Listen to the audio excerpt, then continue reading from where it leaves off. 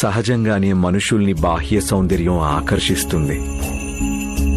కానీ లోపల ఎంత విషం నిండి ఉందో అది ఎవ్వరికీ తెలీదు. దేవుడు అందరికీ సమయానికి జాగ్రత్త పడే సద్బుద్ధినివ్వాలి.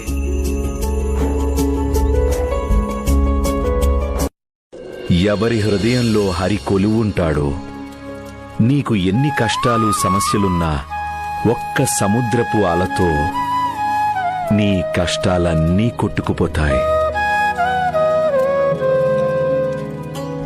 నువ్వు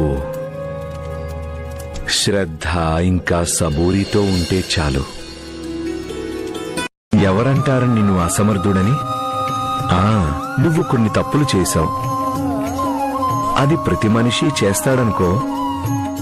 కానీ ఆ తప్పుల్ని సరిచేసుకోవడానికి వారు ఎంత ప్రయాసపడతారో దాన్ని బట్టే ఆ మనిషి యొక్క గుణగణాలు అర్థం చేసుకోవచ్చు.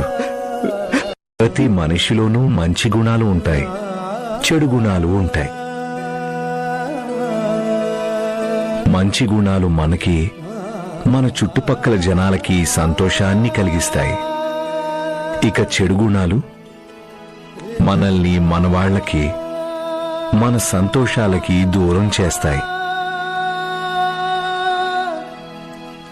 అందువల్ల మనం వాటిని నాశనం చేయాల్సి ఉంటుంది. నాకు తెలిసింది కేవలం ఇదే.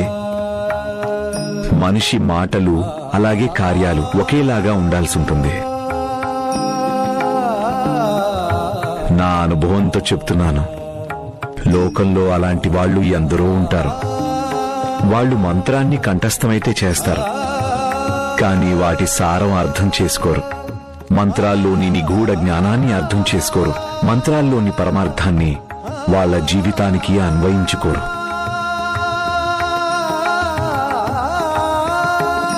శాస్త్రాలని, ధర్మ గ్రంథాలను ఒట్టిగా చదివేసి వాటి అర్థం తెలుసుకోకుండా కంఠస్థం చేయటం అనేది చేనులో విత్తనాలు నాటకుండా పంట కోసుకోవాలని ఆశపడ్డం లాంటిది.